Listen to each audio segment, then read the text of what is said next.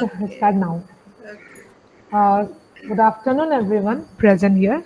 So, at the very beginning, I would like to welcome our today's guest, Professor Dr. Kakuli Bhuya ma'am. She is a head Department of Physics, North Lakhimpur College. Also, I would like to welcome our second speaker, Dr. Ranjan Sangmai sir. He's the principal of Dibru College, Dibrugarh. So, sir will be joining after some time. Also, I would like to welcome our HOD, Department of Physics, who's the Deputy Dean of RSAPS, Dr. Devika Fukan ma'am. Our Dean ma'am is not there, but still I would like to welcome her also, Professor Dr. Honor Devi ma'am, our senior professors, faculty members, my dear students. So today is the second day of our lecture series. So as we have discussed yesterday, so we have organized as a online series so that you can get some new idea about what the new topics that are going on inside the physics. So with not much delay, I would like to request our HOD ma'am, Devika ma'am, to give the welcome address. Good afternoon, a very warm welcome to Dr. Kakoli Bhuya and Dr. Ranjan Sangmai.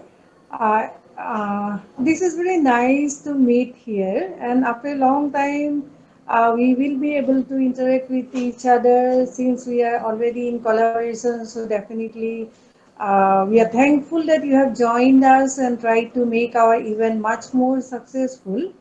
But there is a still bigger planning that one day we all will be together face to face, and we will be trying to keep our MOU as well as the field of physics more stronger, because as far as I know from my college days, North Lakhimpur College is the best in physics, and because Thank you. though ma'am may not have known me, but I know sir very well from my university days. So we have. I do welcome you today, but I keep a request that we will definitely call sir also one day, and hope Dudumoni sir will join us and grace our students, as well as we will be very thankful because sir is an expertise, not an expertise only, but a very good human being. Thank So you. definitely sir is in the flow. And what to tell about Ranjan? Ranjan, are you there? I have not joined them. He is not online. No, ma'am. He will join. Okay. Sir will join after 3. Okay, okay. Yeah, he was in a meeting. We spoke in the morning.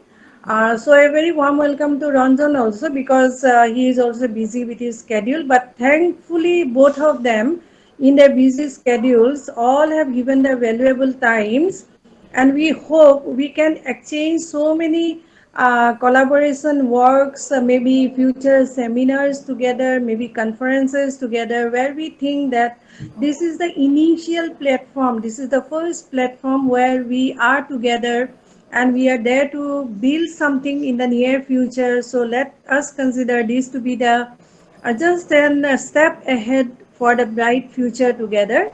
I welcome you, ma'am, and we are waiting to hear you. Our students are there, and I have heard about you, your career. So, welcome. Thank you. Thank you so much for your kind words. Thank you, ma'am. So before proceeding, I would like to give a brief profile of our ma'am, Kakoli Bhuya ma'am. So ma'am, as I have told, she is the HOD Department of Physics, North Lakhimpur College. Ma'am have done her MSc from Guwahati University and PhD from NERIST. She have a teaching experience of 24 years. Ma'am have attended several national and international conference and presented several papers, and also spoke as a plenary speaker.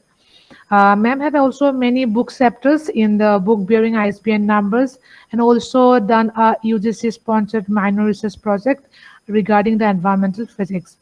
So, ma'am, research interests are in material science, Raman spectroscopy, and environmental physics. So, today the title of our talk is Raman spectroscopy as a tool for sensing ammonia by tin oxide nanoparticles. So, I would like to request our Kakuli ma'am to take over the mic and proceed. Thank you, ma'am. Over to you. Thank you so much, Dr. Bornali and Devika ma'am, for your kind words. I have. It's a great pleasure for me also to be a part of this event. And as we know that both of our institutions have been trying to do some collaborative works, and I feel that this type of seminars, this will encourage us, and they will show us the paths or give us the pathway for some collaborative work which may be the interest field of any one of us. So for without further delay, I would like to start my lecture.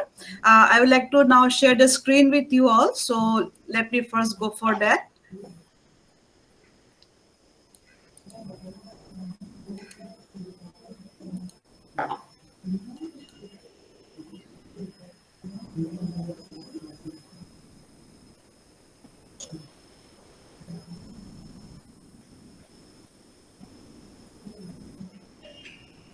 Please bear with me. The PowerPoint is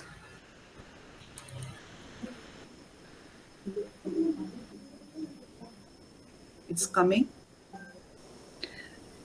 Okay, we are. It's a bit delaying. My computer is getting older, so maybe he's taking his time.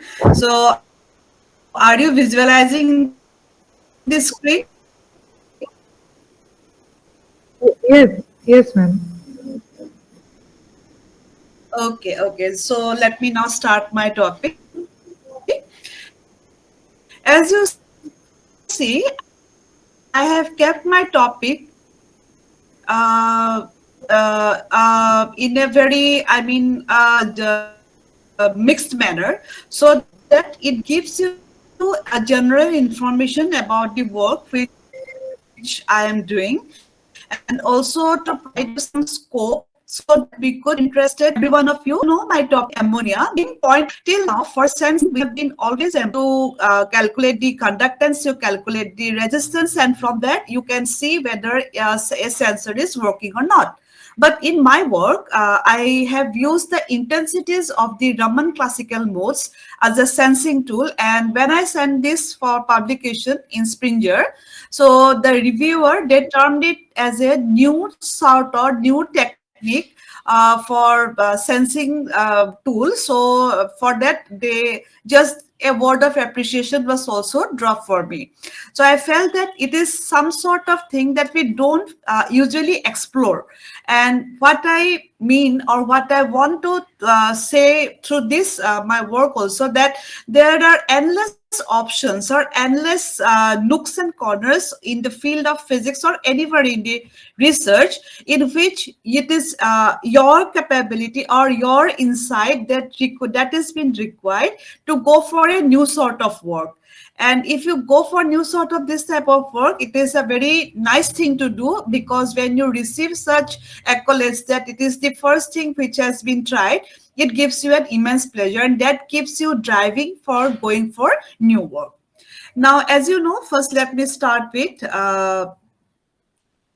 the tin oxide. What is tin oxide? And we know that it is a class of metal oxide which has a high electrical conductivity. Its optical transparency is also high, and it has got many interesting surface properties, and it is a n-type semiconductor with a direct band gap of 3.6 eV and indirect band gap of 2.3 eV at 300 Kelvin. So these are the basic properties of tin oxide which I want to mention before you. So if we go for the application for tin oxides, then we can see that they are mainly used in as transparent conducting oxides. They are used as heterogeneous oxidation catalyst, and more importantly, they are mostly used as gas sensors. So I have been concentrating on the gas sensing properties of tin oxide. So we will go for this gas sensor. Now, whenever we speak of a sensor, that means you have to know that what is a sensor and what specifically is a gas sensor. Actually, sensor is something that it is when you expose something to that material, some of its physical behaviors get altered. So that is what a sensor is. the device is exposed upon to some gaseous molecules or species, its physical properties gets altered, and what happens? It transforms into somewhat analytically usable and measurable signal. And these sensors they are widely used in many. We know nowadays it has got so much of importance, namely in the in field of environmental monitoring, in the case of domestic safety, public security, automotive applications, air condition. This is why we have chosen ammonia, because ammonia is known as one of the mostly used gases in the industries.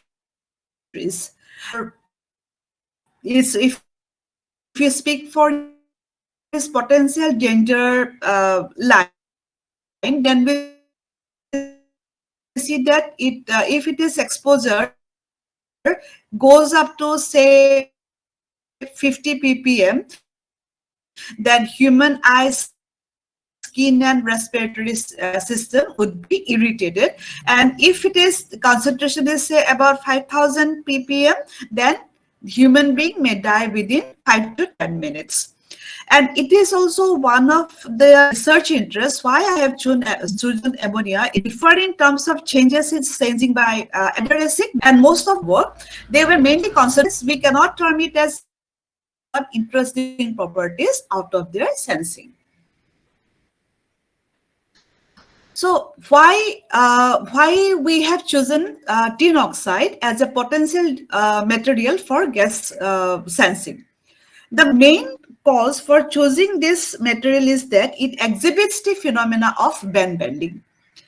Its band structure is also important, but in my work, it is the band bending phenomena in which we have concentrated upon.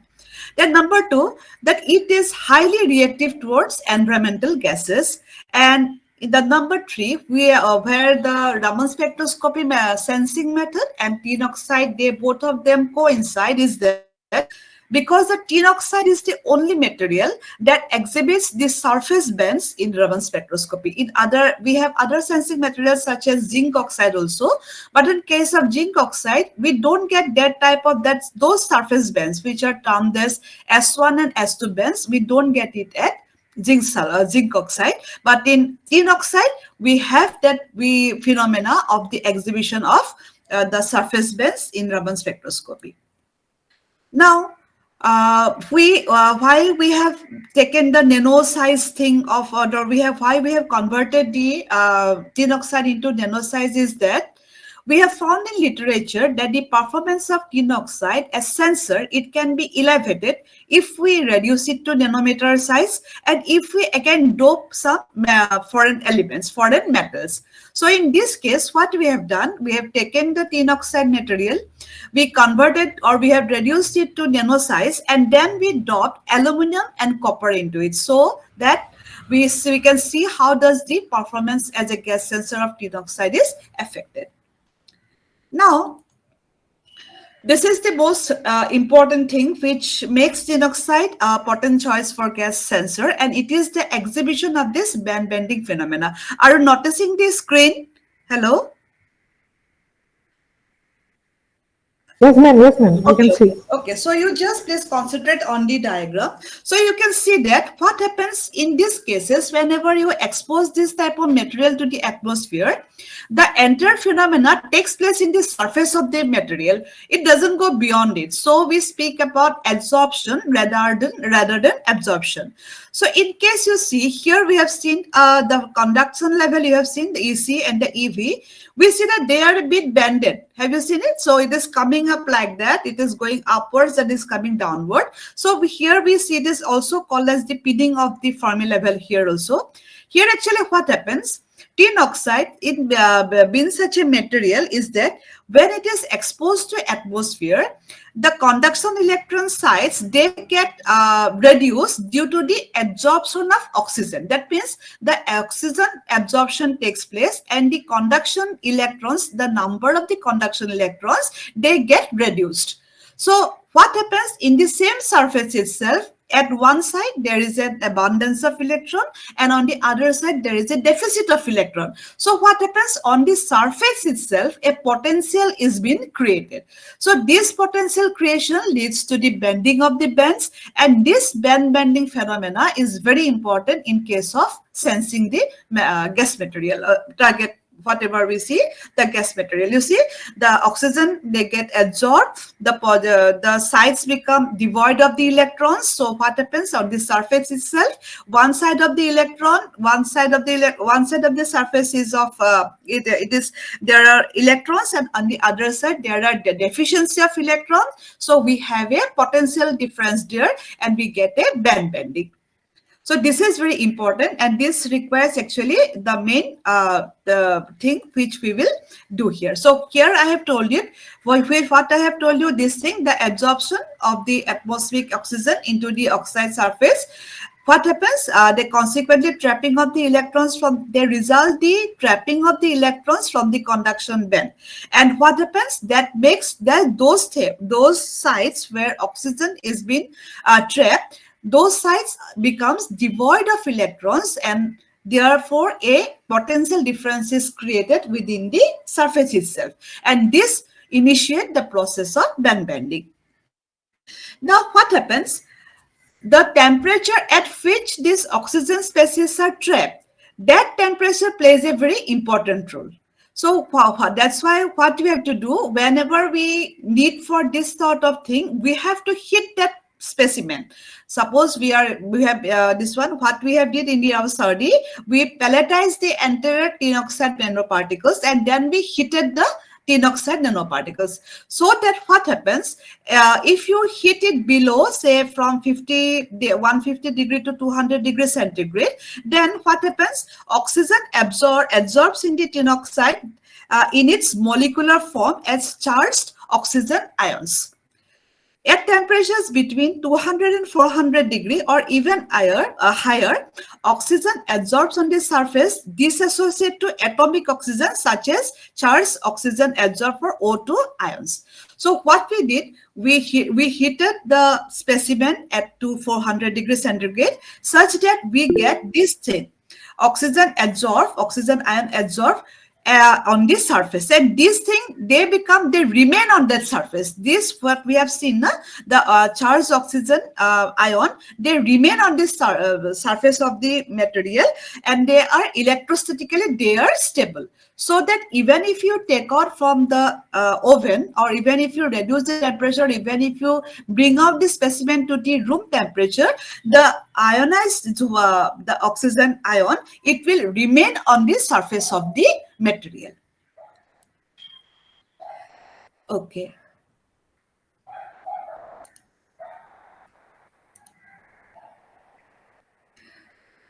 So you see what I have told you earlier, that they are electrostatically stabilized at the vicinity of the surface. So even if you take out the sample from the heater or from the oven, those ionized oxygen species, they will remain in the surface of the specimen. So what happens? The formation of this ionosope oxygen and the interaction of the reducing gas, it will play the key role in gas sensing mechanism. And the reaction for ammonia, where if you go for the sensing for ammonia, the reaction is this one. Ammonia will react with those ionized oxygen species here, and it will give you nitrogen, water, and you will see there will be a release of electrons. Have you seen? There will be a release of electrons. Now, earlier when the band bending phenomena was taking place, I told you that there will be deficit of electrons. Okay. Now, after the reaction of the ammonia with those ionized oxygen, the electrons will now get replenished into those electron deficit region. Are you getting my point? Yes, ma'am. Okay, Yes. so what happens? These electrons, when they get released, they will now replenish the otherwise charge depleted conduction band. So what happens if you see from the electrical point of view? If you have those ionized oxygen in the surface of the thin oxide material, and if you calculate or if you measure the conductance, then you will see that you will get the conductance to be lesser. But if you let that ammonia, if you let the specimen to interact with ammonia, then you will see that after interaction of the ammonia with those ionized oxygen, there will be now what? Electrons coming into that surface, and the conduction of that specimen will now increase. So here what happens? So if you now go for electrical type of sensing, then what will happen here? That the electron, the conductance, which was earlier less, after the interaction of the ammonia, we will now have a higher conductance. Okay, so usually what happens, that method is employed. That means the electrical method is employed in for gas sensing. And here what happens, the change in electrical parameters are taken into account when the sensor is subjected to target gas. Now here we have made the difference. In our study, we used Raman spectroscopy as the sensing tool instead of electrical method. Why we have changes, why we have taken, we will see that. And we have taken into account the change in the intensity of the Raman classical modes in presence and absence of the target gas.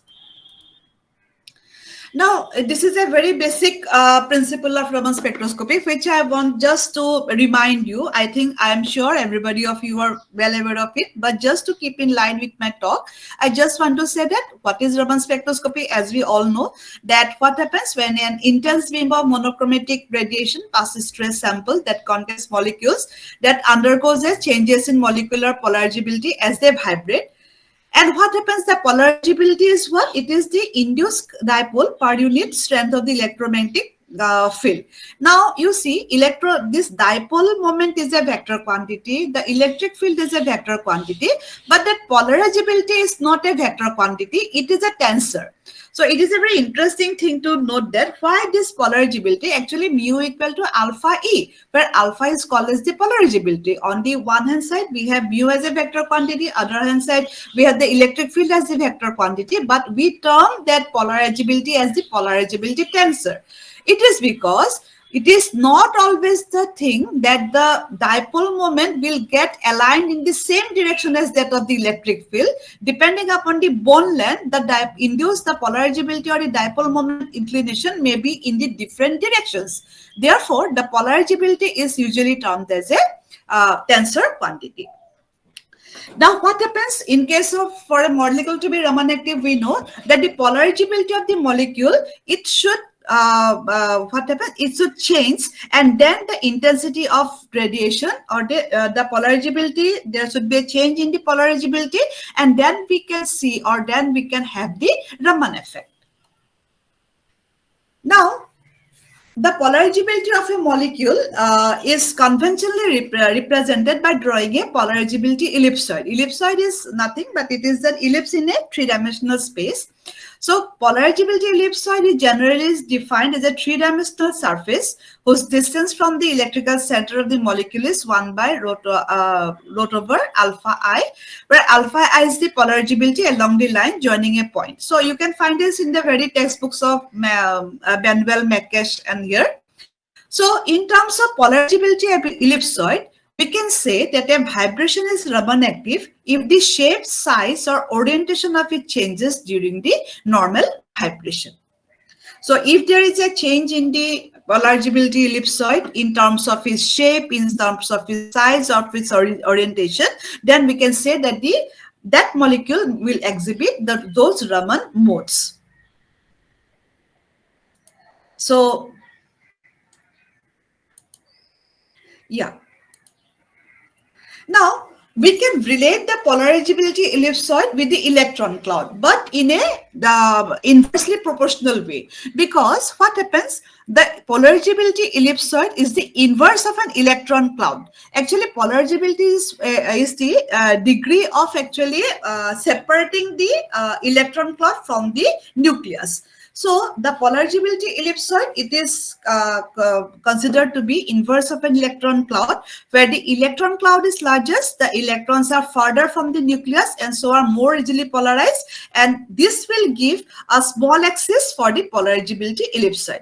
So if there occurs any change in the polarability ellipsoid in terms of size, shape, and orientation, then what will happen? There will be a change in intensity of the Raman modes. So this is the hypothesis on the basis of which we move forward, because we thought that what will happen when electrons are released after the interaction of the ammonia with the oxygen ion, that will definitely affect the electron cloud in terms of charge distribution. That means the number of charge may increase, the orientation of the ellipsoid may increase, the shape of the what happens, electron cloud, that may get distorted. And that change in symmetry of the electron cloud will definitely affect the polarability ellipsoid, which will be reflected as a variation of intensity of Raman modes. So this was the hypothesis on the basis of which we move forward to carry our experiment. So okay, so this is the Raman modes. Actually, Raman, the polarability ellipsoid depends upon the structure of the molecules also. But here we don't have to consider the specific construction of this polarability ellipsoid of tin oxide, because what happens, we are not actually interested in the shape of the tin oxide materials polarability ellipsoid. We are interested in the change in the polarability ellipsoid. So whenever there will be a release of electron to the surface, there may be definitely the electron clouds, they will get affected, and that will result in the change in polarability ellipsoid. So whatever intensity we have in the absence of a gas, that must definitely change if we get, or if we expose the material to ammonia due to the release of those electrons. So that was our view, and that was the hypothesis on which we move forward.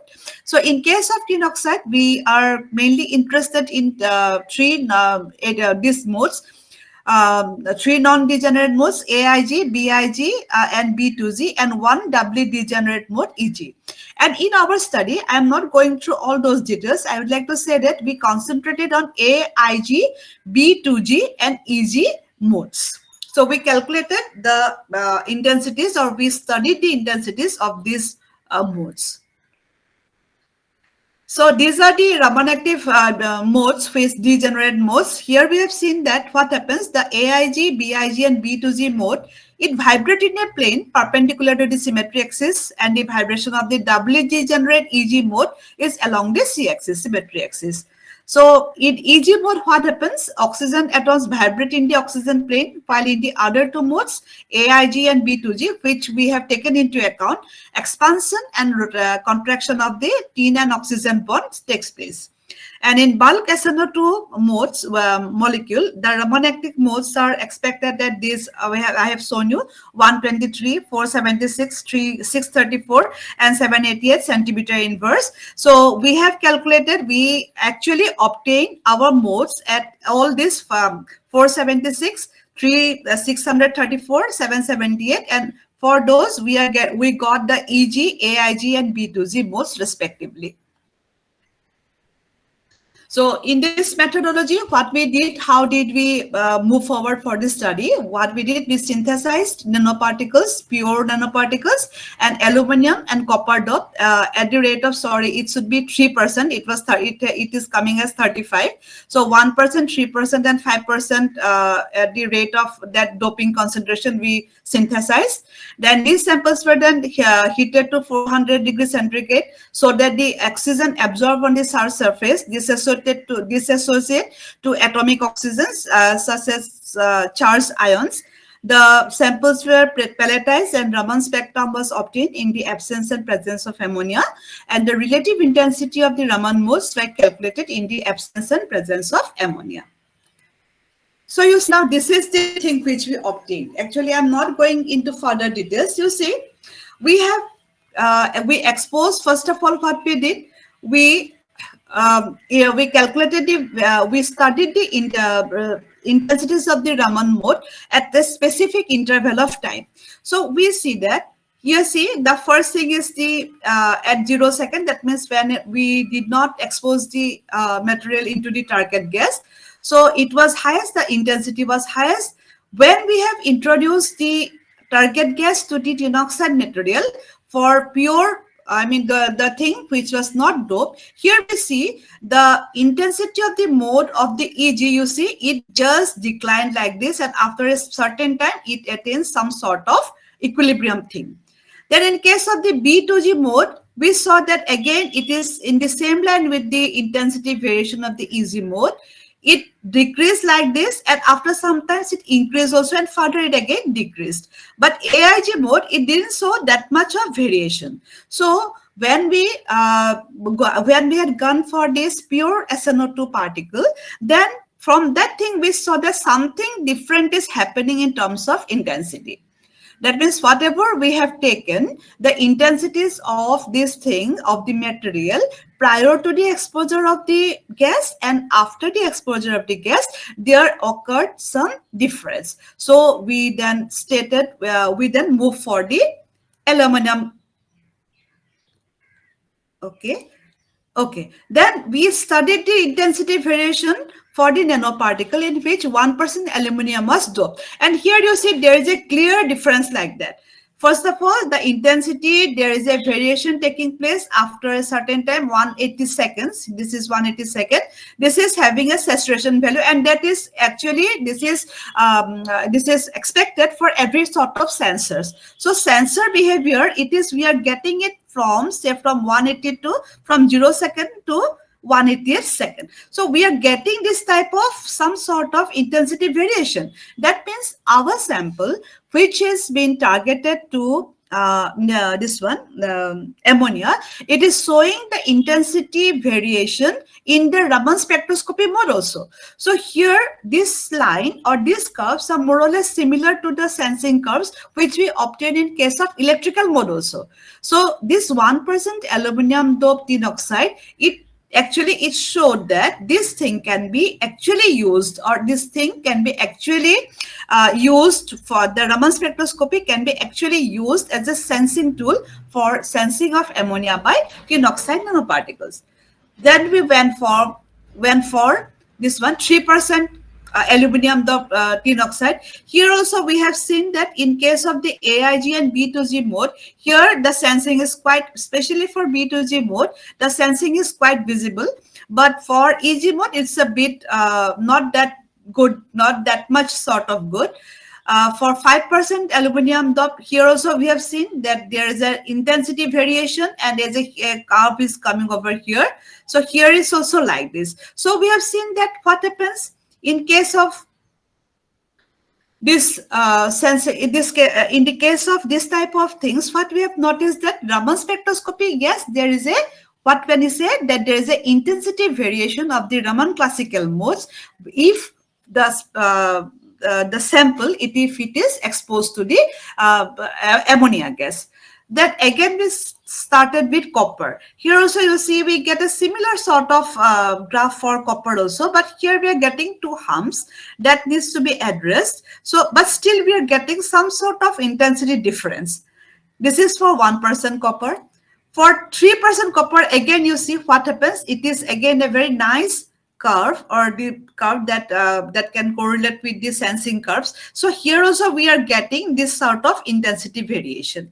So, but in case of 5% copper doped tin oxide, we have seen that this intensity variation is not as much prominent as with what we obtain for 1% aluminum doped and 3% copper doped materials. So these things has to be taken care of. Then what we did, we calculated the response of the target gas to the tin oxide surface, and the response we have calculated in this way, that we have taken the intensities at 0 second to the intensity at this air. This is I naught is the intensity at air. IG 180 is the intensity of the Raman mode at 180th second when it has been exposed to the ammonia, and then we have divided it by the integrating the intensity in the Raman mode in air. And after that, when we calculated, we got this type of response. And in this thing, which we have got for 1% aluminum doped tin oxide, here the response seems to be a very great response. In room temperature, getting this type of response is somewhat it is difficult in case of electrical sensing also. But for 1% aluminum doped tin oxide, from the Raman spectroscopy, from the calculation of the Raman spectroscopy intensities, we have got this sort of response. And then for 3% copper also, it was for other thing, it is a bit less, but for 1% aluminum doped tin oxide nanoparticles, it showed that this thing can be actually used as a sensor by using Raman spectroscopy. Now, if we go for the aluminum doped sample, actually what happens, it has been reported here. I'm giving you the reference. So if you are interested and you may go for it, that the gas response of porous pellets of tin oxide depends crucially on electronic surface states involving adsorbed oxygen and on the rate of combustion reactions involving the gases to be detected. Now, what happens? When we have involved or when we have incorporated aluminum, that aluminum incorporation, it gave a comparatively higher number of adsorption sites. That means what happens? The oxygen got more absorbed in the sites, so that those sites, they became devoid of electrons, and this the absorption sites for the ammonia had increased considerably. So this thing we have already, it has been referred in this journal. So aluminum in the lattice site reduced the number of carrier concentration, because what happened? When the adsorption site got increased, number of electrons got reduced. So the difference before and after, that difference in carrier concentration before the target gas was exposed and after the target gas was exposed, that difference was greater. And greater the potential difference, that means what happened? First of all, there was lesser number of electrons. Now, after the interaction of the ammonia with the tin oxide, what happened? The number of electrons flowing to the surface, it became greater, and that was visibly shown. That was visibly, we can see in the intensity variation curve also. Further, we again know that the size of the sample, it also plays a very definitive role in case of sensing. So whenever you reduce the size of the particle, what happens? The surface area gets larger. The surface to volume ratio, it becomes bigger in case of nanoparticles. So what happens when the when the size is reduced, the surface to volume area, that ratio became greater, and as a result, more oxygen, also more ammonia could be absorbed into this site, and therefore what happened? The amount of electrons released also became greater. So those things, the 1% aluminum doped sample, it showed highest response due to its smaller size, because when we doped aluminum, we saw that when we doped here, I'm not showing that size of the particles, but I'm now saying it that when we doped 1% aluminum dope, it was showing a smaller size than the bulk, than the pure SNO2, and the 3% aluminum dope SNO2 and 5% aluminum dope SNO2. Now, what happens in case of 1% aluminum? The size was optimum. The dopant material, it was also very, useful, and that's why 1% aluminum dope sample showed the highest response due to that factor. Okay, we have shown this. Okay. Now, if you go for the copper doped sample, here we have seen that though the response compared to aluminum was less, yet the 1% and 3% copper doped sample, they showed greater response than that of the undoped sample. And that also can be attributed to the smaller crystallite size, because 1% copper doped and 3% copper doped and 5% copper doped, actually it was the smallest in size. But we will now see that not the it is not necessary that the smallest particles will show the highest response. So the 5% copper doped element or the 5% copper doped sample, it had the smallest size. But in case of sensing, we have seen the 1% aluminum doped that material or that sample, it showed the highest response. But when we come to copper, we can say that 1% and 3-dop copper doped sample, their response was greater than the undoped sample, and that may be attributed to their smaller size. So now what happens? Here in case of now here again you see, I spoke earlier that I spoke earlier also in your case, because what I said is that when the size of the particle gets reduced, especially when we take it to the nanoparticle size, then what happens? The surface to area, the surface to volume, that ratio gets increased, and therefore we can say that the performance of any nanomaterial substance its efficiency gets better. But in case of gas sensing, we cannot say that only the size better. Now we can say that the nature of the dopant also plays a very crucial role, because if only the size would have mattered, 5% copper doped the sample, that would have shown the highest response because that is the smallest in size. But when we compare the entire samples, or when we compare the response of all the samples, we saw that 1% aluminum doped sample, it showed the highest response. But in case of copper doped material, we have seen one nice thing. We have seen that peak here, you can see this peak. This peak is surface, this is the surface peak. I'm not going to this peak. On the second peak, if you see that, we get a peak in the SNO2 material at 468 centimeter inverse for the 5% copper doped SNO2 sample at 1/80th second of the exposure to NH3. Now, why this peak has occurred? It is because the Raman mode for copper nitrogen bond is found to be at a wave number corresponding to 460 centimeter inverse. And this mode could be attributed to the copper nitrogen complex form due to the interaction of the copper with ammonia. Now, what is happening here? The copper is not now specifically residing within the SNO2 within the surface. The copper has now split up. The defect is occurring because we know Schottky defect, Frankel defect, we know all these things. So there is a defect occurring, and due to that defect, why it is occurring? Because the doping percentage is getting higher. So what happens? As lower doping concentration, copper occupies only the interstitial sites.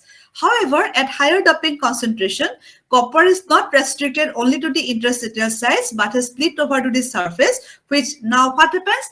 When the copper has not directly split over to the surface, copper and nitrogen, they both, what happened? They, upon the exposure of ammonia, a direct copper nitrogen complex was formed, and that has been clearly shown here by the formation of this peak here.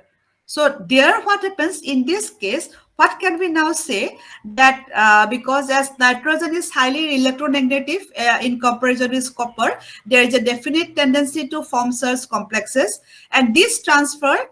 No, and we have got a peak that is at 415.5 centimeter inverse. This is a Raman peak that we achieved here. Here, this peak and this peak, which we have seen, and this was actually not reported earlier, but we have got this thing due to some surface distortion that maybe in another lecture I will speak about it. So that tendency of forming that complex, what happened? You see, this peak formation, it also have this thing. It has enhanced this peak at 415. The peak which you obtained at 415, that was also enhanced by it. So the 5% copper doped SNO2 sample, it carries a direct spectroscopic signature of NH3 upon exposure to the gas. So what can we say? That in case of other materials, say for the pure SNO2 or the aluminum doped and 1% and 3% copper doped SNO2 elements, we are trying for a censoring of ammonia by this materials. But in case of 5% copper dop material, we are detecting the ammonia, because it is directly carrying a spectroscopic signature of it. So I'm trying to wind up my conclusion. So in the conclusion, what can we say? That the variation of intensity of the Raman modes were prominently observed in all samples except for 5% copper dop sample. And the highest sensitivity was exhibited by 1% aluminum dop sample, while the least sensitivity was exhibited by 5% copper dop sample. However, the copper dop sample has directly detected ammonia, which emphasizes that if the doping percentage of transition metals like copper is higher, then there is a direct spectroscopic evidence of ammonia through Raman spectroscopy. So these are the things which we are willing to carry on. And the conclusion, the some other important conclusions are what are those, that the nature and concentration of the dopants, they also play a more pivotal role in enhancing the sensitivity of SNO2 rather than its size, because that is seen in case of but because that can be concluded from the response we got for 1% aluminum dop and the other element things. Because in terms of size, 5% copper dop size, 5% copper dop sample was the smallest one, but it didn't show that type of sensing compared to the 1% aluminum dop. So size matters, no doubt, but the nature of the dopant, it also matters a lot. And we have detected a Raman peak at around 415.5 centimeter inverse, which can be attributed, and this is been actually attributed to the disorder activated by small crystalline size. As far as our knowledge goes, no Raman peak at this position has been reported earlier. Now, here at North Lakhimpur College, what I am doing is, with my MSc students, what we are doing is that we are going for, as I have already told you, that my interest lies in environmental physics also. So we are now going for the antibacterial properties of tin oxide, and we are trying to examine the performance of SNO2 by incorporating traditional medicinal plants available in this region. For example, we are trying to synthesize, and we are trying to study the effect of tin oxide if we put some plant extract of mosondori. I think I specifically forgot the scientific name of mosondori. So the mosondori leaves, which are mainly used in treatment of, say, diarrhea and all, and we are trying to see that already we have seen, the literatures are there, which shows that tin oxide also has some antibacterial property. We are now going for the performance of tin oxide as an antibacterial substance by incorporating the traditional plants into it. So this is the research or the work which we are presently doing as a part of the MSc project for material science, and let us see what happens. But as far as my knowledge goes, the incorporation of stevia and some sort of other materials, they are also gaining momentum. In case by incorporating their juices into tin oxide, they are also getting momentum in case of antibacterial activities of tin oxide nanoparticles. So here it is this is my talk. I'm telling it in a bit of, I'm making it as a mixture of sorts, so that every one of you could have a grasp on it. And thank you, the Royal Global University, for providing me this chance. Thank you, ma'am. Okay. So I would like to have some questions if someone Yes, ma'am. So if someone wants to ask questions, so I think so Iftikhar Alam has raised her hand. Okay, fine. You can ask directly. If you want to Yeah, ask, it's good if you ask me directly.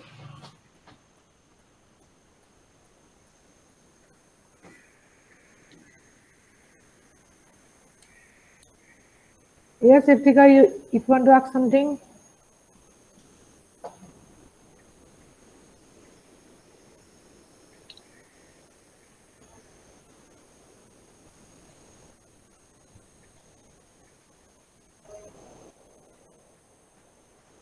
It is a very interesting field. Yes, Actually, ma'am. what happens, some things come out of just accidentally. Yes, So what ma'am. happened, that place where I was doing, there, if I have to go for sensing in an electrical mode, that would require a lot of, I mean, effort from my side. So I have been teaching Raman spectroscopy for, say, around 20 years at that time of my work. So I got to know that if something, there is a change in the polarity ellipsoid in terms of Mm. electrons, then we may definitely get the intensity variation. Actually, that prompted us to do the work, and I have to tell that my supervisors are very, I mean, adventurous persons. They told me that even if you don't get any sort of intensity variation, that will again give a negative result, and negative result could also be a very good thing to explore upon. Why it has been negative? So for young researchers, I would like to say that go for something which actually you think it may be correct or not, and designing the hypothesis, don't only remain for some traditional or some only in book sort of things. Go for your innovations also, that will definitely help. And again, I would like to say, from my quote my supervisor, that even if it is a negative result, it is a result, and if you could explain a negative result, that would carry a much more significance. Yes, ma'am. For sure. Looking Yeah. forward. So I welcome Ranjan for this event lecture series, and nice to meet you. We are waiting to hear you, right, Bonali? Yes, ma'am. Yeah. Over the platform to Ranjan. Let us hear you after a long time. Yeah. So, ma'am, before that, I would like to read the profile of sir. Oh yes, sure. Okay, so I would like to welcome our next speaker, Dr. Ranjan Sharma sir. Sir is an MPhil PhD from Dibrugarh University. He is recently the principal of Dibrugarh College, Dibrugarh. So former head, Department of Physics, Kanoi College, Dibrugarh. Sir published more than 27 papers in reputed national and international journals. Sir also presented at more than 36 national and international conferences also. Sir has been invited to many reputed forums as resource person. He has also been instrumental in organizing three national conferences at Kanoi College, that is DSSK College, Dibrugarh. He is also the editor of three research books, associate editor of the Bulletin of the Legend Spectroscopy Society of India, and a lifetime member of ISCA and LASSI. His present interest is in quantum optics and theoretical physics.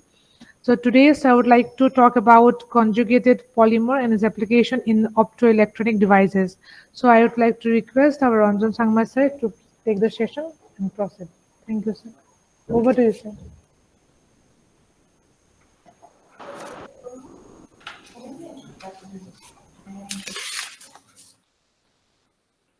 Thank you, Bonali. Thank you, Rebecca Kakoli. Good afternoon, respected faculty members and students of Royal Global University. So we also have students of North Lakhimpur College also. I Oh, think Royal one to Global two. University and North Lakhimpur University now. It is an absolute pleasure to stand before you today as we embark on an exploration into the captivating world of conjugated polymers and their extraordinary role in shaping the landscape of optoelectronics. The title of our discourse, Conjugated Polymers and its application in optoelectronic device, encapsulate the vast potential and the transformative power these polymers wield across a spectrum of electronic device.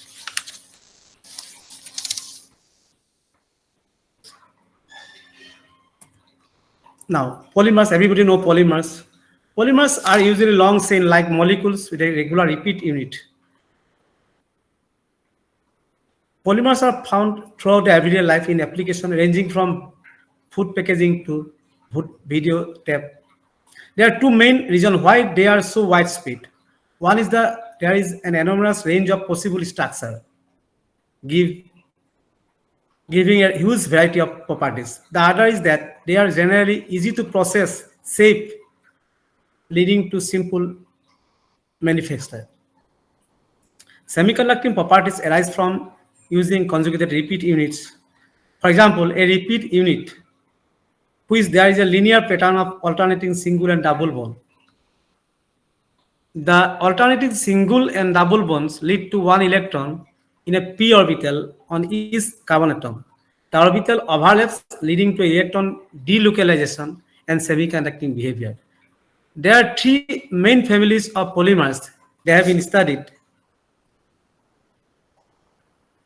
in the context of optoelectronic devices. They are polyphenylene, ladder type polyparaphenylene, and polyfluorens.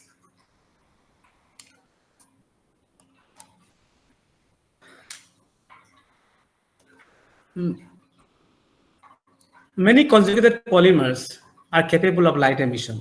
This can be generated either optically by shining light onto a sample to give fluorescence, or electrically by applying a voltage to a polymer light emitting diode. As explained elsewhere, in this regard, the process is very promising as a flat panel display technology in which color displays could be made by inkjet printing. The vigorous worldwide activity relating to the development of light emitting polymers has led remarkable advances in materials over the past decade, facilitating the development of other application areas such as electronics, solar cells, and lasers. Now, there are several reasons why semiconductor polymers could be attractive for laser material. The first is that there exists a range of polymers that can emit light across the visible spectrum. The polymers have broad spectra, providing scope of making tunable laser. And they have very strong absorption coefficient, which implies that there is a potential for extremely strong amplification of light.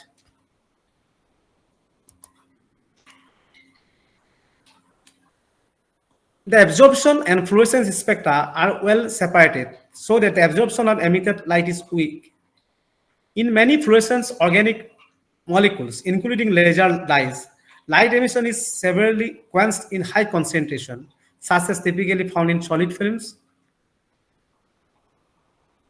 In contrast, conjugated polymers can emit light as net films and in addition are capable of surge transparent, hereby providing potential to make electrically pumped lasers. Semiconducting polymers combined with specific advantages of lasing.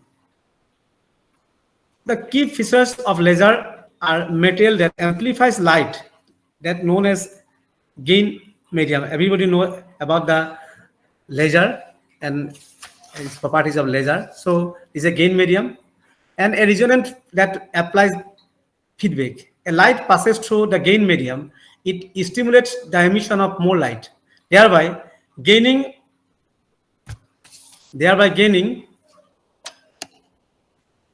intensity. The resonator reflects the light backward and forward through the gain medium to build up a very intense light field. A solid-state polymer laser, although would be attractive because it could be more compact, robust, and would be better suited for electrical pumping. Scientist Moses reported a solution laser, the visibility of a solid-state laser by looking for gain in thin films of conjugated polymers.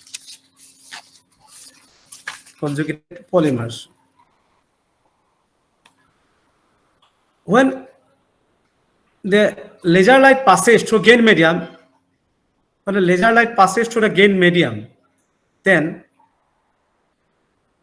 it stimulates the emission of more light and thereby gaining intensity. That means a very important point is that the additional light stimulated has the same wavelength, direction, and phase as the light passing through the gain medium, which leads to distinctive coherence properties of laser light, being collimated and narrow beam and usually monochromatic. Energy must be supplied to laser in order for it to operate, and there are two main types of doing this. The first, known as optical pumping, to excite the gain medium with a powerful light source. This would normally be either another lasers or flash lamp. The other possibility and electrical pumping involves exciting the gain medium electrically by passing a current through it. In all lasers, there are minimum pumping rate or energy known as the threshold, which must be supplied in order for lasing to occur. Electrical pumping is clearly very convenient and is approach used to inorganic semiconductor type laser, as found in CD players. So far, all polymer lasers have been optically pumped in another laser. The first common laser configuration to have gain medium and a resonator consisting of two mirrors. But in this case, Sir, what happened? sir, slide খিনি move হোৱা নাই sir. নাই হোৱা ন? Slide of voice, sorry.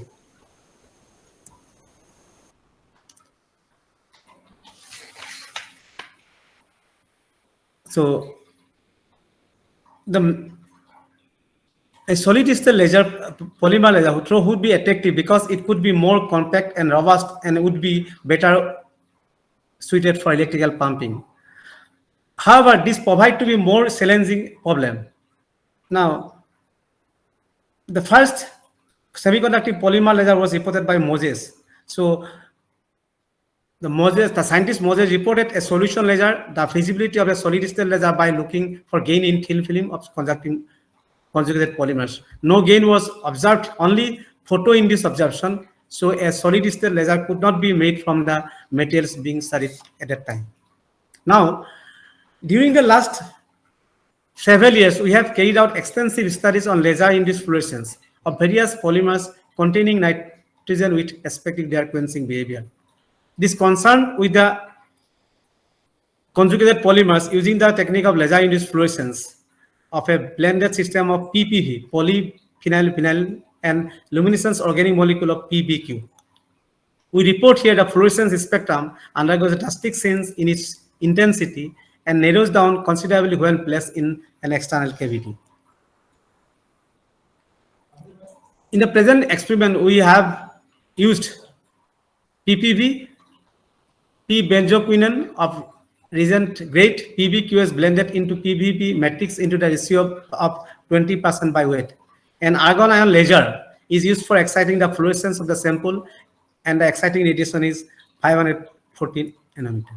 This is the result of that experiment. The figure 1 shows the fluorescence spectrum of the PBQ by PPB system in red yellow sector, ranging from 5,500 to 7,000 Armstrong.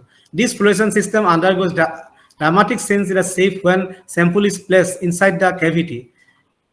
In the figure 1b, a drastic band appears. A discrete band appears as 6,750 Armstrong, and the entire spectrum narrows down to diffusion within the wavelength range of 5,800 Armstrong to 6,000 Armstrong. This indicates conclusively that the fluorescence system is affected by the cavity and the mechanism is analogous to gain narrowing process. It also seen that when the PBQ and PPB ratio is changed, the fluorescence spectrum undergoes further modification in the shape. When the system is placed in the cavity, the discrete band at 6,750 Armstrong disappears. Figure shows the nature of the measure intensity of the fluorescence spectra of blended system. It may be noted that the PBQ is a well-known organic material exhibiting fluorescence and emission in a visible region. The present experimental observation is an example of modification of fluorescence in the presence of cavity. The Wegman presented measurement of which indicate laser emission from pi conjugated polymer blend system when placed into a cavity. Energy transfer from PBQ and PBV, vice versa, is important parameter to be investigated. Another experiment, we have observed that these discrete bands in the region of wavelength 6,068.5 Armstrong to 66,545 Armstrong and a pair of lines 5,407.1 Armstrong and 5,372.8 Armstrong. There are 25 distinct band structures and they are degraded to violet from the measurement and also from appearance. It is identified as a part of the first band of nitrogen molecule. Nitrogen first positive band usually occurs in the positive column of discharge tubes containing nitrogen of air. These bands are reported to have appeared as a triple-headed band with regular spacing and low resolution. The magnified version of low resolution bands shows this triple-headed structure clearly. The transition involved as BT5 to A3 sigma. The present experimental observation indicates that substantial part of the first positive band is suppressed or quenched. These phenomena of quenching or fluorescence or modification of spontaneous emission in polymer films of this region and we have identified this region as a PPV, and this is called also one kind of quantum interference. Recent work of quantum interference. Now,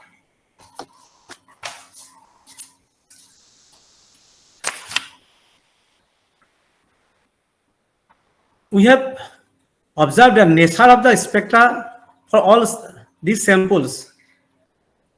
That diffuse emission band in the regions are indicated and others are suppressed. So these polymers, we have observed the first positive band nitrogen molecule, either substantial part of the spectrum being suppressed. That polymer has been identified. And we also, that fluorescence, we have also observed that the amplified spontaneous emission in optically pumped luminescent polymer film, and note that some part of the fluorescence spectrum is quenched. Fluorescence quenching by the stimulated emission is an active area of research in fluorescence spectroscopy, particularly in the liquid phase. So the modification of spontaneous emission or fluorescence spectra, active area research in also quantum optics. The spectrum of the resonance fluorescence is one of its development of in this area. The cavity modified or cavity electrodynamic fluorescence is possible, and enhancement and suppression of the spontaneous emission from in via tailoring and mark as a elimination of resonance fluorescence and from a driven sheet work. So semiconducting polymers combine novel semiconducting properties and with simple processing can be tuned to give desired properties. This marks them promising for a wide range of optoelectronic application, including LED and solar cell. So thank you. Thank you, everybody. As a moderator, I would like to thank our today's speaker, Kakoli ma'am and Ranjan Sangma sir, for your valuable time given to us. So I hope the students have got some interesting topics that they can further they can exceed in their research line. So also I would like to thank our faculty members, our dean ma'am, Honorada ma'am, our vice chancellor sir. Though he is very busy, so he cannot attend the lecture series. Professor Dr. S.P. Singh sir. Also, I would like to thank our advisors, sir. We have Professor Dr. Rajput sir, Amarendra Rajput sir. We have. Also, I would like to thank our IT section and the Royal Global University. So, thank you all. Thank